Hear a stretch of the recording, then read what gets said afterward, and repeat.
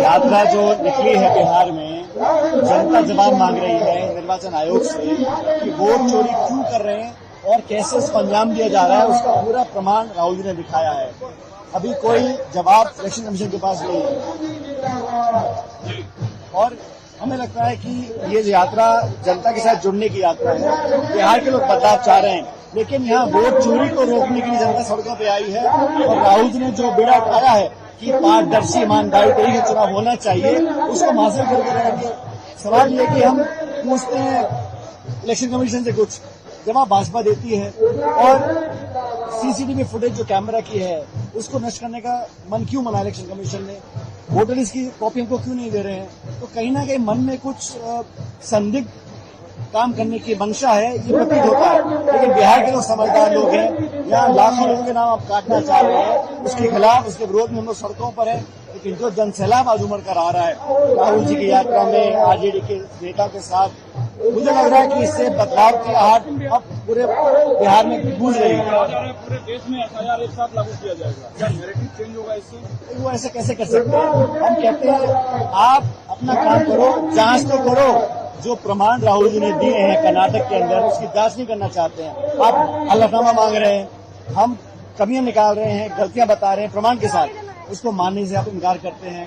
और बिहार के अंदर मैं समझता हूं जो आज एंटी इनकम्बेंसी है, लोग बदलाव चाह रहे हैं। भाजपा की और नीतीश जी की सरकार है, 30 साल से यहाँ पर लगातार वो सत्ता में है, लेकिन अब बदलाव की आहट हर घर में दिखाई दे रही है।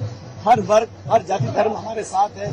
लेकिन राहुल जी की यात्रा ने आज एक पूरा देश में संदेश दिया है कि हम मनमानी तरीके से निर्वाचन आयोग को वोट चोरी नहीं करने देंगे। इस बात पर हम लोग कायम हैं। क्या पीएम मोदी के मां का वाकई अपमान हुआ है? नड्डा साहब से लेकर अमित शाह तक सामने आए, एक जो वीडियो सामने है, क्या उसमें मैं इसकी निंदा करता हूँ, इसकी भर्त्सना करता हूँ। कांग्रेस पार्टी का उससे कोई लेना देना नहीं था, यात्रा निकल चुकी थी। अब इतने सारे हजारों लोग हैं, मंच पे कोई चढ़ जाए और अपशब्द भाषा का उपयोग करे, उसको मैं कतई सही नहीं मानता हूँ।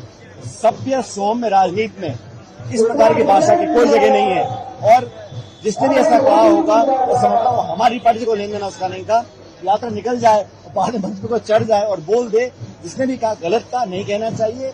और संवाद में, चर्चा में, राजनीति में इस प्रकार के शब्दों का प्रयोग की तो कोई स्थान ही नहीं है। और हम लोग, हमारी पार्टी महात्मा गांधी की पार्टी है, हम लोगों ने कभी इस प्रकार की बातों को सपोर्ट नहीं किया, आगे भी नहीं कर सकते। अब तो भागवत साहब खुद कह रहे हैं कि 75 साल वाली कोई बैरियर नहीं है। अब कोई उन पर दबाव आया होगा, पहले तो कहा था उन्होंने एक बार कि एक समय होता है उसके बाद लोगों को काम नहीं करना चाहिए। अब कुछ दबाव आया होगा कि अपने बयान से पलटे हैं, उनका अंदरूनी मामला है, मैं सुनना नहीं चाहता हूँ। लेकिन एक बात सच है कि जो दबाव अमेरिका हम